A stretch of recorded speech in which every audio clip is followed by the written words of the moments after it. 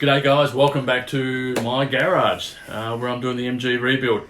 Now, going on from last week, we've got the engine stripped down fairly well now. I have since taken out the camshaft. Remember last time I actually had a little bit of trouble getting that out. Now the reason was for that, there's a centre bearing there that's actually bolted or held in with a bolt just in the side of the block there. So take that out and the whole thing just slides out. And the centre bearing is actually find it here. It's actually a two-piece bearing. So, and then you've got the bolt hole there, of course. So that's all taken out now. I've taken the actual the main bearing caps out, and it's ready for a good degrease and a good clean. Now what I've also have done, I'll just turn the engine over.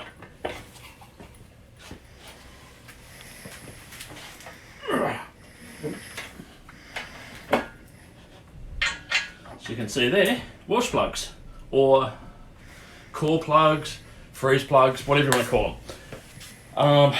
They have already been replaced, not by me, by the previous owner.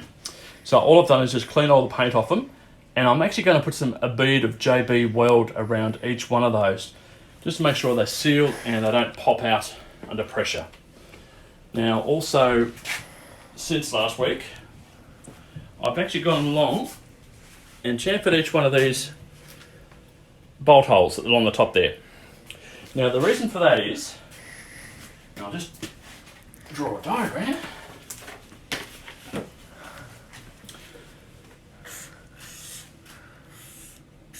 My drawing skills aren't the best. So that's the actual block there, and that's where the actual bolt or the head stud bolts into. Now if it gets over tensioned, what that tends to do is pull those threads up. Now, of course, they're threaded all the way to the top. That will incur or cause that edge to pull up as well. So it's not actually a nice flush fit, causing premature failure of the actual head gasket. So what you do, you come along with the chamfering bit and just do that. So each bolt hole is just chamfered a bit like that, and just gets rid of anything that might stop the actual head gasket from sealing properly. So that's all been done on all of those now. Okay, and of course the sump. Now I know a lot of you guys aren't going to like what I've done. It's a bit of a controversial thing. I've cleaned it up with aluminium cleaner. Come up really good, but it was still stained in a few spots, and I wasn't overly happy with the results. So what I've done, I've actually gone and painted it with some high heat aluminium paint. I know that's not some people say that's the wrong thing to do, it's going to cause issues with cooling and so forth, but look, hey, it's going to look better. And to be quite honest, I don't live in a desert. It's not going to get that hot here, so it won't be an issue. And of course I've got a new sump plug there as well.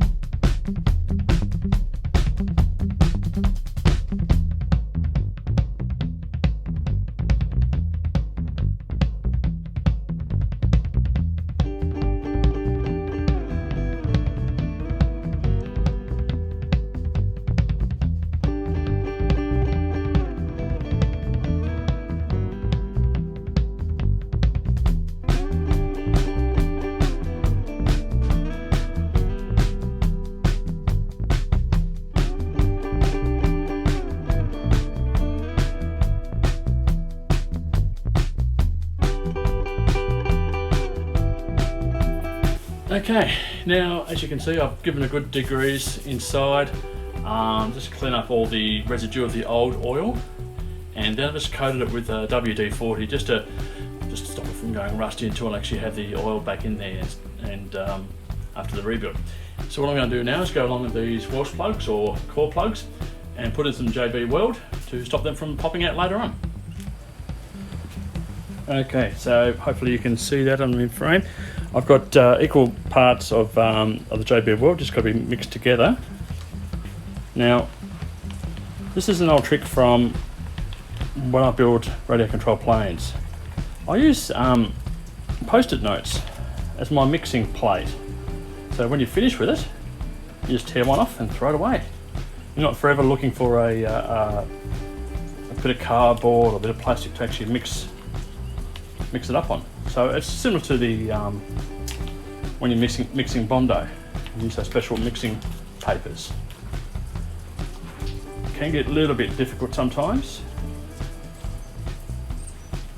but it does a pretty good job.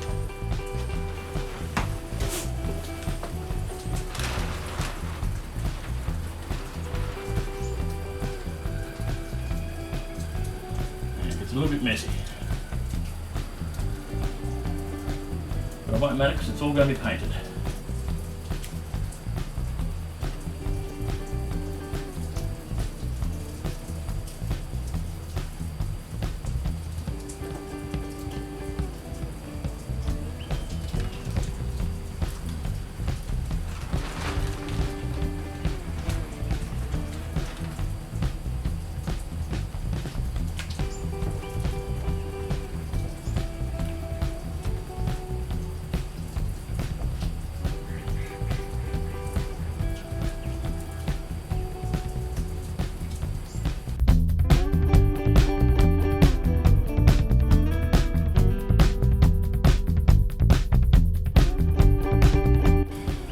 Okay, that's 4 done. 4 to go. Now,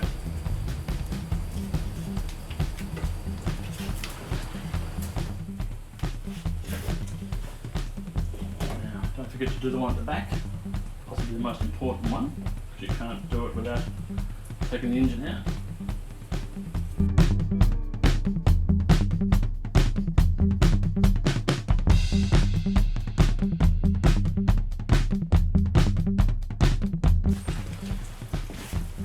Now, certainly not the neatest job, but it's going to be painted over, so it won't matter.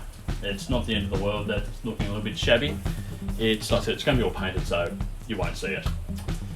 So we'll let this sit up and dry. So it does take a little bit of a long time for it to actually dry. I think it's possibly overnight for it to actually get its full strength, but it doesn't matter.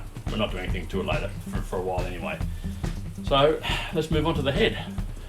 Okay, we'll start off by taking off the thermostat housing and the actual little elbow that associated with it, and then we'll take off the actual back plate.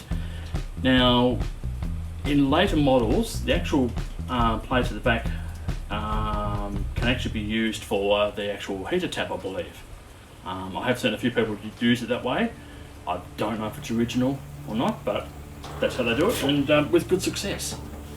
So we'll start off with this little elbow.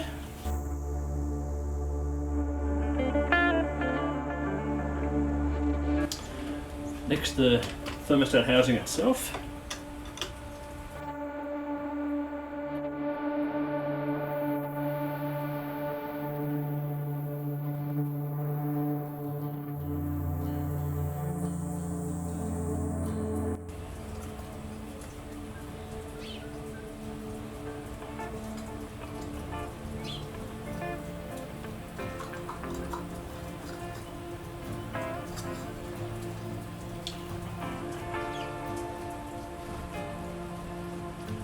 Not 100% sure how to actually get the thermostat out on this. I'm guessing I'm going to take that sleeve out, but that looks like it's a bit of an exercise in itself, so I will test it inside the housing.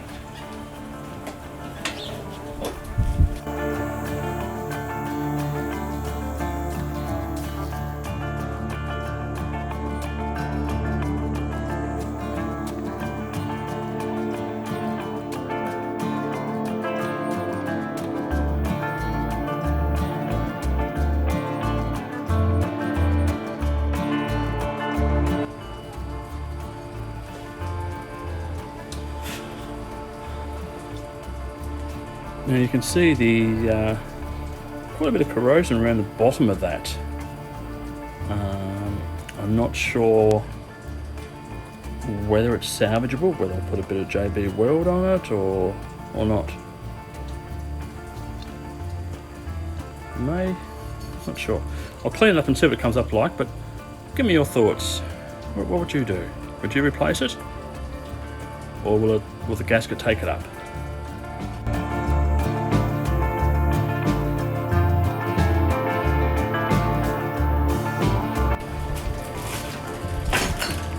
Now I'm still keeping all the gaskets at the moment. I'm replacing them all, but I'm a true believer of not throwing away anything until you finish the job, because you just never know when you're going to need to use it. Shouldn't have to, but it's just in case.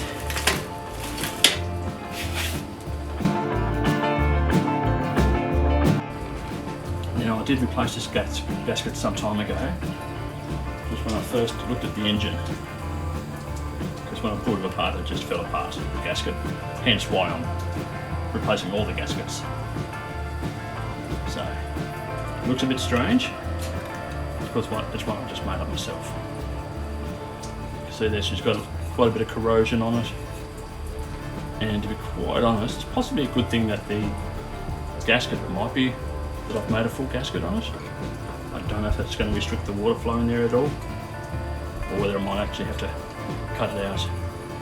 But as you can see, she's a bit of a hard life, but there's no pinholes or anything in it, so we'll just see how it goes. Okay, one of the reasons why I'm actually working on the head is, it's actually two reasons. One, I want to replace the valve stem seals, because you don't know if they've become perished or dry rot over the last 20 odd years, so I've got a new set of those. And after I bought these, I discovered there's a different type you can get as well, so hopefully they will suit what I'm doing. Also, this engine's actually been ported. You can see in there, instead of having a flat section through there, they've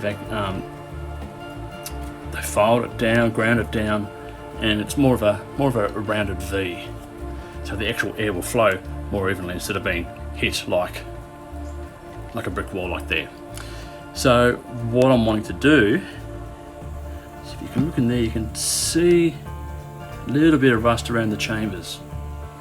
So what I'm going to do is take all the valves out and just give it a bit of a clean up. Now the valves, I've done a leak test on the valves and they don't leak. So in theory, I shouldn't have to lap them again. But what I'll do, I'll pull them apart, clean it up, put the new seals in, and then do another leak test. And look, my leak test is only using a bit of kerosene in the actual chambers, in the chambers, or even in the actual what are they called? Yeah, whatever, up in there. So we'll see how we go. Okay, got the first one out. I thought I'd do it off camera because I was struggling with it. I was just trying to work out why, but they're just very tight.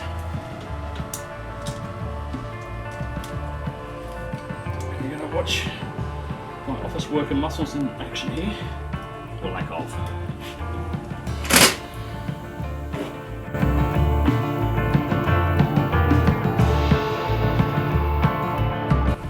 See there now the actual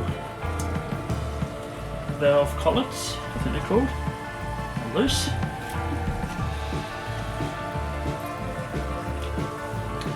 So they actually hold that top cap in place. So when I release this carefully, the spring is then released as well.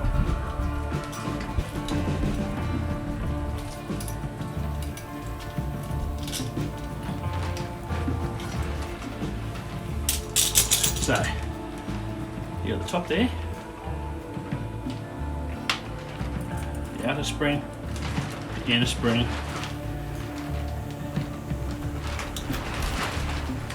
your bottom spring keeper, I suppose you can call it, and that little ring there is your valve stem seal.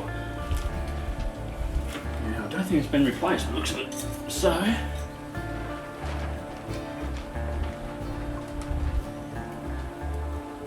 possibly not the best way to get them off, but I'm not reusing these ones. They're shot. And at the bottom is your valve. Now the first one, I actually noticed there was a tiny little bit of rust around the inside of it. So I am going to lap them. I know they weren't leaking before, but after seeing that, I think it'd be better if I did that, just to be safe.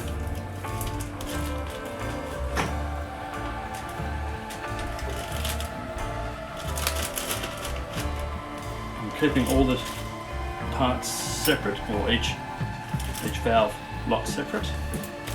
Is there a set, I suppose you can call them? And that way I know that I've put it back in the right spot. Now the valve guides have been done, I believe, been replaced. I've got to look at the worksheet that actually came with the car, of the work that was done. I'm pretty sure they've been done.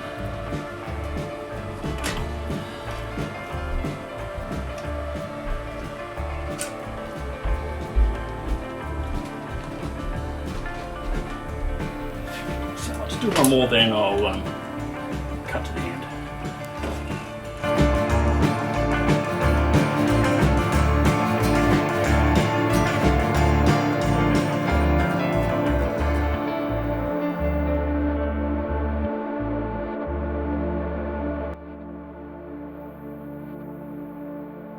So as you can see, all the valves are now out, along with their springs and everything else.